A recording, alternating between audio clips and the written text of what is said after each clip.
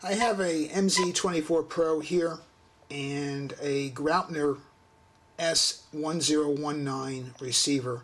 This receiver is 9-channel and it has a built-in accelerometer and gyro. What's confusing some modelers is the voltage setup. You have to give up channel 9, which is on the left side of the receiver.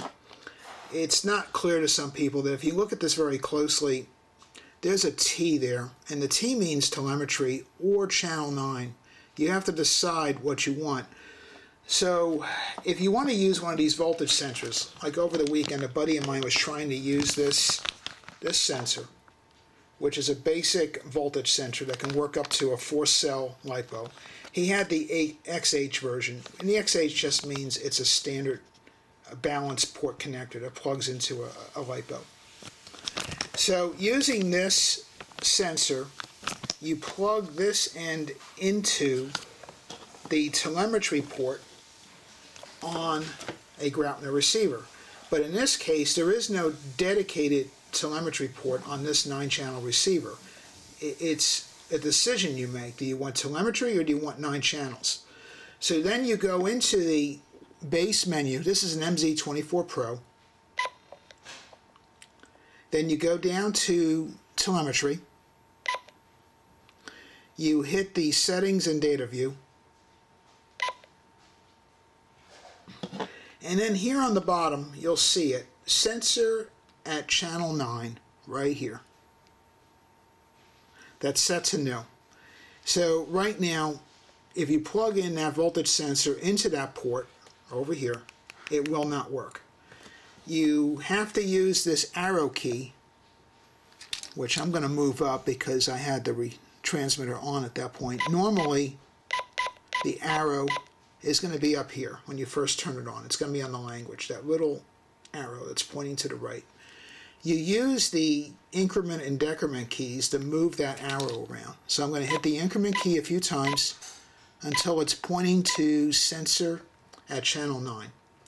Once it's on that line item, you then hit the set button, and notice how the word no is now in white.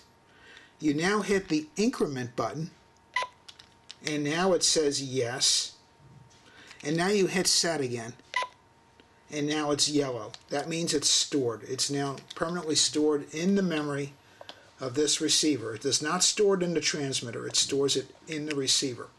So it's not tied to the model, it's tied to the receiver. Now, with this sensor plugged into this channel 9 port, it's no longer channel 9, it's now a telemetry. You can also use Y adapters. You can take a standard servo Y adapter cable if you have multiple sensors and plug the Y adapter into this port, and then you could have a Vario plugged in here, a voltage sensor, or any of the other sensors that Graupner offers by just using a Y cable. So now, the way this works, I have one out here. It's a little messy with the cabling. But you can see this is the sensor. It's plugged into the balance port on this Turnigy battery. And it doesn't matter if you only have a 3S or a 4S. You just start with the black on the bottom and you just jam it in there, even though the pins don't line up correctly. So it can do a 3 or a 4S or a 2S. And just plug it in. I usually mark this with a black Sharpie to help remind me where the negative is. So once you plug that in, now you can go over. We're going to back out of this menu.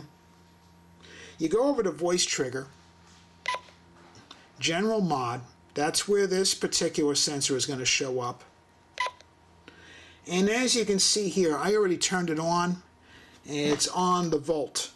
I want to report the voltage. I'm not interested in the individual cells. You could do that, but that gets a little awkward. I just want to know the general voltage while I'm flying. So this is going to tell me the voltage. Now we'll back out of here. You set up your voice on a switch. I use the momentary switch, which in my case is on the upper left side of the transmitter in the back. Input voltage 11.2 volts. And as you can see, it's telling me the actual voltage of that 3S battery. And you just do that by assigning the switch. You would go over here, I'll clear it. Now that it's cleared, nothing happens when I move the switch. All you do is hit this null button next to the trigger. Hit the switch.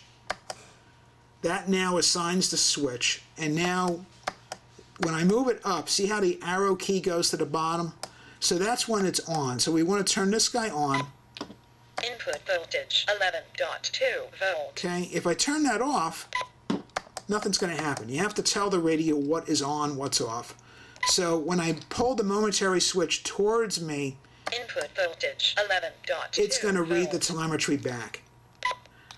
Okay, now the way this works is other voice options in the radio that you can turn on. You may want to turn on your timer, for instance.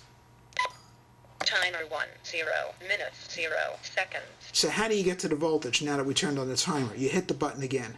Input voltage 11.2 volts. Okay, you can also interrupt it. If you don't want to hear the first one, just interrupt it by pressing the button again. Timer 1, input voltage 11.2 volts. Okay, so if you have multiple options on there, you can just interrupt it by keep pulling the switch forward.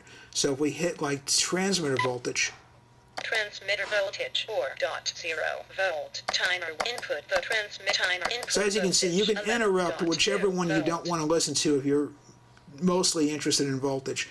For my case, I like to just have the voltage turned on, and this way I can listen to it.